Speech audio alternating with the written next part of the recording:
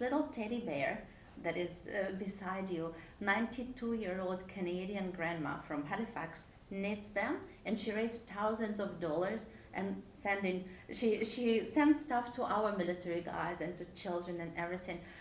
So we're making a series called The Threads of Humanity. And I think the Belarusian opposition is a very important thread in that humanity, because you are an oppressed regime and you stand up and you tell, no, I'm not going to sell my humanity for anything.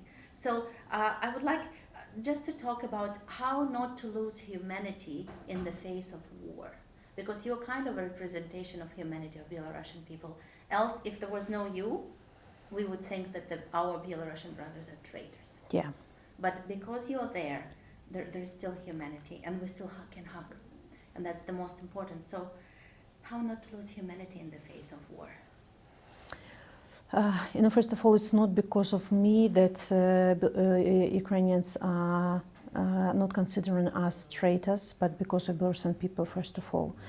And I know that the attitude to Belarusian is a little bit mixed among Ukrainians, because they understand that Belarusians are opposing the war, that Belarusians are against the war. But what to think, how not to think too emotionally when you realize that from Belarus missiles are launched. And we have to be patient. We have to be explained again and again to Ukrainians, first of all, then to our to other democratic allies, that regime and Belarusian people are two different things. So we have to be treated differently. Don't put Belarusian regime and people in one basket. So we really, I feel so sorry for Ukrainians, but I'm so proud of Ukrainians. Ukrainian nation actually showed to the whole world what it means to defend your country, what it means to defend your nation. And you made the whole world to reconsider attitude and relationship with the Russian Federation. You opened their eyes, to democratic society. But I think that in 2020, Belarusians also managed to reopen Belarus for many countries. For many, many years, we were part of Russia. We were like appendix of Russia. And now we are treated as separate, sovereign country with our own language, with our own culture. And in this difficult period of time, it's important to support each other. I see how Russian and Belarusian propaganda trying to make us enemies, Belarusians and Ukrainians. In Belarusian propaganda, they reiterate Russian narratives that Ukrainians want to attack Belarus, that Ukrainians hate us, all this bullshit about Nazism and so on.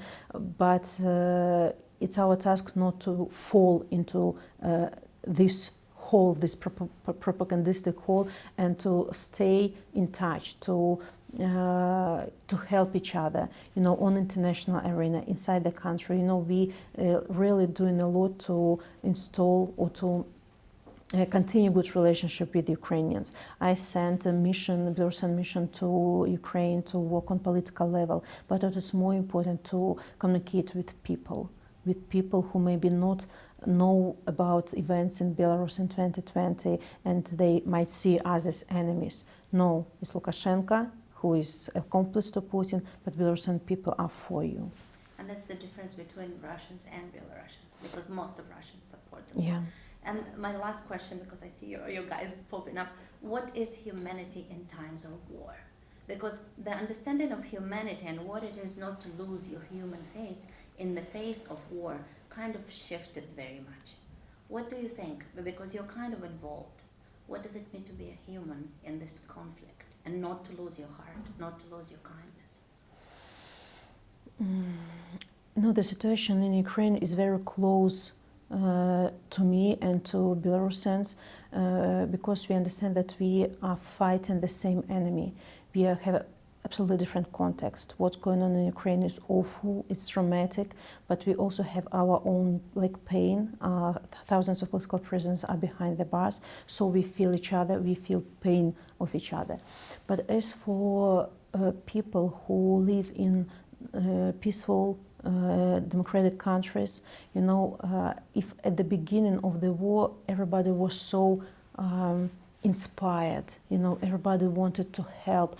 I'm afraid that some fatigue may happen, and humanity is about not losing connection with the reality. You know, when you saw shots from Bucha, when you see this bombing of Kiev, other cities every day, when you see dead people on the ground, you are losing this perception of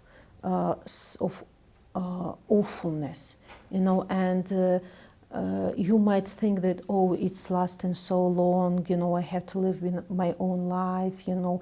So every day you have to remind yourself, you live in a wonderful country, you have everything, you are peaceful, you can enjoy, you know, hot water, you know, tasty food. Every day just pay 2-3 minutes of your time thinking about Ukrainians who now in bombing shelters, who are dying, who are suffering, and it will not give you a chance to feel that, oh, you know, I want this war stops. No, you know, doesn't mean what it means, like negotiations, Crimea. It's not my questions. I want it to end. I don't want to donate money anymore. I'm so tired of this war. No, just think about people, and you will not let yourself to live in your own like very cozy bubble, but to think more broadly. So this is about like human face, not think only about yourself, but think about those who are suffering in this very minute.